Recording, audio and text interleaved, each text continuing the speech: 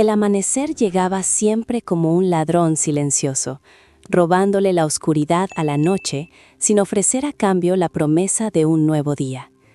Desde la ventana de su apartamento, la ciudad se desperezaba como un gigante de hormigón y acero, un laberinto de luces y sombras en el que se sentía cada vez más extranjero. Millones de vidas pulsaban ahí abajo, cada una con su rumbo, sus batallas y sus victorias, pero su propia existencia parecía haberse detenido en un páramo sin nombre, un desierto de días idénticos.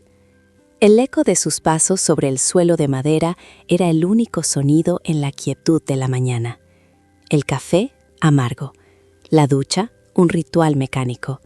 Se movía por el mundo como un espectro, cumpliendo con las obligaciones que la vida le imponía, pero sin sentir el peso ni la alegría de ninguna de ellas. Había olvidado el sabor de la pasión, la chispa que una vez encendió sus proyectos y sus sueños. Ahora solo quedaba la ceniza de una rutina que lo consumía lentamente, un día tras otro, en una lucha callada contra un vacío que crecía en su interior. Las conversaciones eran ruido de fondo, las sonrisas de los demás, máscaras que no lograba descifrar. Se sentía a la deriva en un océano de rostros anónimos, anhelando un faro, una señal, cualquier cosa que le indicara hacia dónde dirigir la proa de su voluntad rota. Cada noche, al volver a mirar la ciudad encendida, la misma pregunta regresaba para atormentarlo. ¿Era esto todo? Una sucesión de amaneceres grises hasta que el último aliento se escapara sin haber encontrado un solo motivo para respirar de verdad.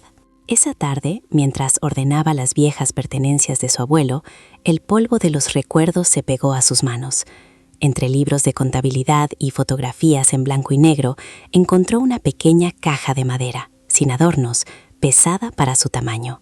No recordaba haberla visto nunca. Una extraña curiosidad, la primera emoción real en mucho tiempo, le recorrió el cuerpo. Sus dedos rozaron el cierre de metal, sintiendo un pulso casi olvidado latir en sus venas. Dentro, sin que él lo supiera, no esperaba un tesoro, sino el principio del fin de su desierto. El cierre metálico se dio con un chasquido sordo, un sonido que pareció romper el hechizo de silencio que gobernaba su vida. El aire que escapó del interior olía a madera vieja, a tiempo detenido y algo más, una fragancia casi imperceptible a cedro y a tierra seca. Sus manos, temblorosas por una emoción que no sabía nombrar, apartaron la tapa.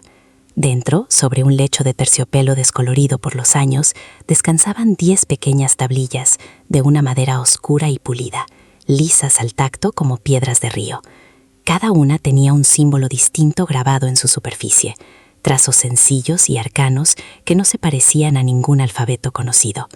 Debajo de ellas, un pequeño diario de cuero, con las páginas amarillentas y los bordes gastados por el roce de un pulgar que ya no existía. Lo abrió con un cuidado reverencial. La caligrafía de su abuelo, firme y elegante, llenaba la primera página, no con fechas ni saludos, sino con una confesión que le heló la sangre. Hablaba de un desierto, de un vacío idéntico al que él habitaba. Describía amaneceres grises y la sensación de ser un espectador de su propia existencia. Era como leer el eco de su alma en la tinta de otro hombre, de otro tiempo. Siguió leyendo, devorando las palabras que parecían escritas para él. Su abuelo no había encontrado una respuesta mágica, ni una revelación divina. Había forjado su propio camino de salida, ladrillo a ladrillo, a través de 10 principios, 10 anclas que lo devolvieron a la vida. No eran mandamientos tallados en piedra por un Dios lejano, sino verdades destiladas de la propia experiencia humana, una brújula construida en mitad de la tormenta. Llamaba a aquellas tablillas su faro, el mapa para navegar no el mundo, sino a uno mismo. Por primera vez en años, sintió que el aire entraba en sus pulmones con un propósito.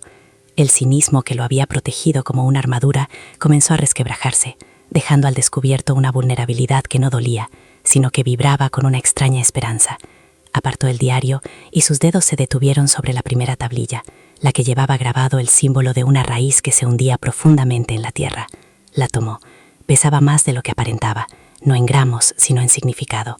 La sostuvo en la palma de su mano, sintiendo el calor latente de la madera y una pregunta, clara y atronadora, resonó en el silencio de su mente, una pregunta que no venía del diario, sino de lo más profundo de su ser.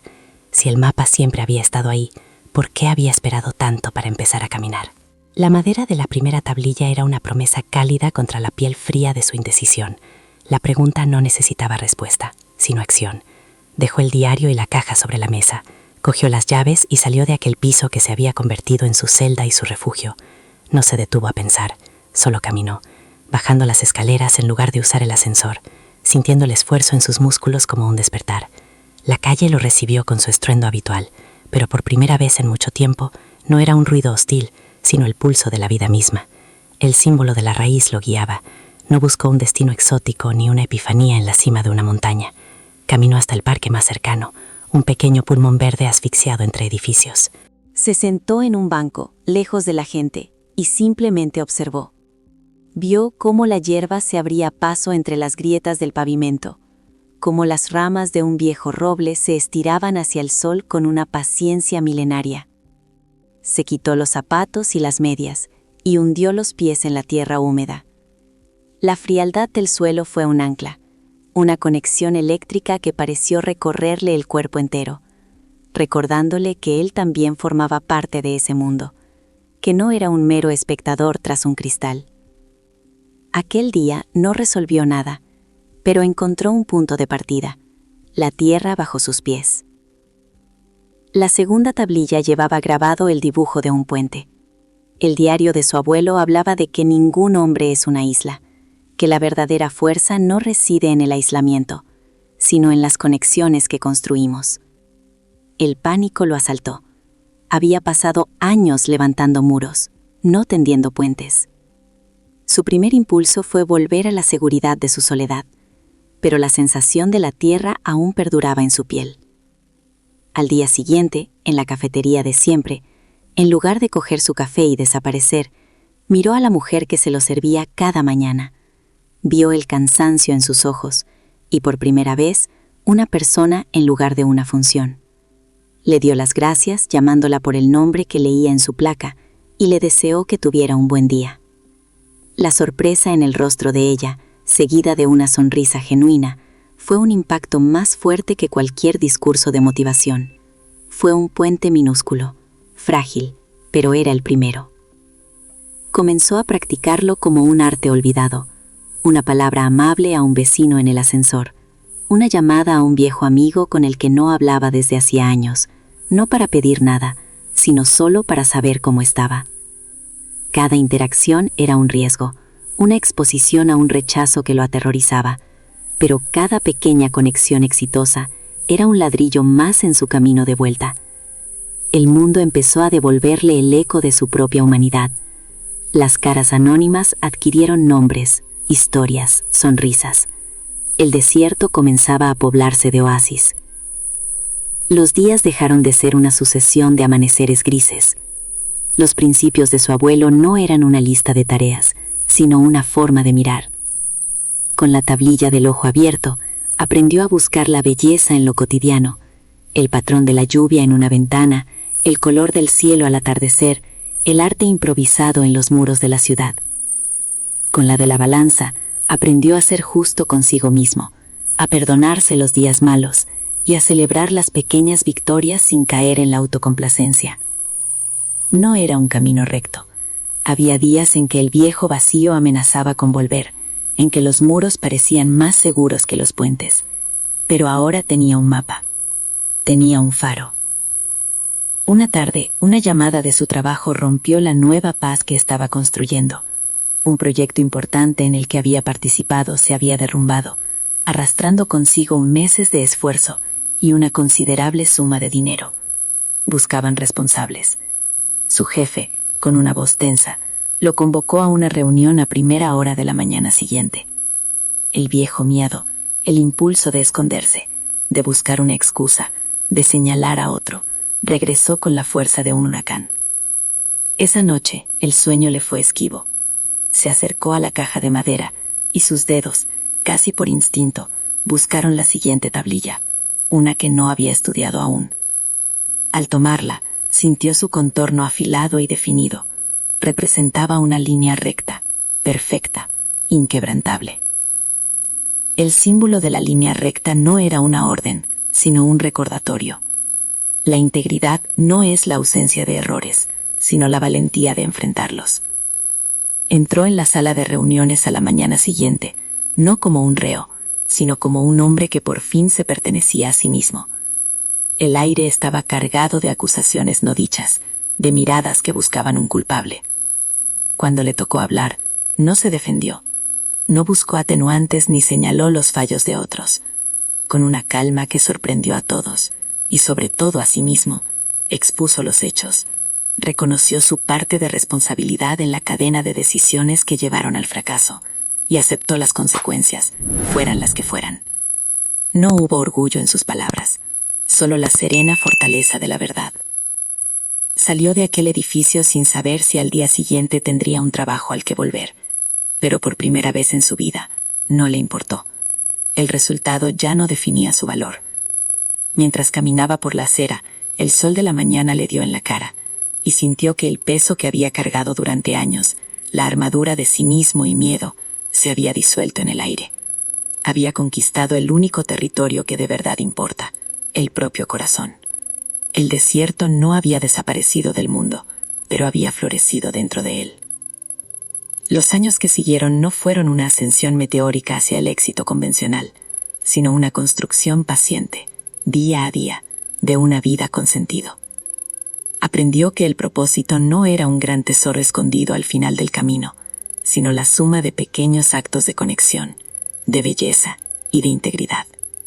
Su trabajo cambió. Sus relaciones se hicieron más profundas. Su mirada sobre el mundo se llenó de una gratitud que nunca había conocido. La ciudad, antes un gigante hostil, se convirtió en un lienzo de historias humanas, del que ahora se sentía parte activa, un jardinero más en un jardín compartido. Una tarde, mirando por una ventana muy distinta a la de su viejo apartamento, vio el reflejo del sol poniente en la caja de madera que siempre lo acompañaba. Las 10 tablillas descansaban en su interior, silenciosas y poderosas. Ya no las necesitaba como un mapa para no perderse, porque el mapa ya estaba grabado en su interior. Comprendió entonces el último legado de su abuelo. Aquellos principios no eran una herencia familiar, sino un patrimonio de la humanidad. No eran reglas impuestas desde fuera, sino verdades que laten en el núcleo de cada ser, esperando ser descubiertas. Eran la raíz que nos ancla, el puente que nos une, la línea recta que nos guía y la balanza que nos da paz. La vida, en su esencia, no es una jaula de prohibiciones ni una carrera sin meta, es una invitación a caminar. Y en el vasto desierto de nuestras dudas y nuestros miedos existe una brújula. No promete un camino sin tormentas, pero sí una dirección. Nos enseña que el respeto no es una debilidad, sino la mayor de las fortalezas, que la integridad no es un sacrificio, sino la única libertad posible, y que el propósito no se encuentra, se construye. Ese faro, ese decálogo eterno, no está en una caja de madera olvidada. Siempre ha estado y siempre estará dentro de ti, esperando la pregunta correcta para empezar a iluminar el camino de vuelta a casa.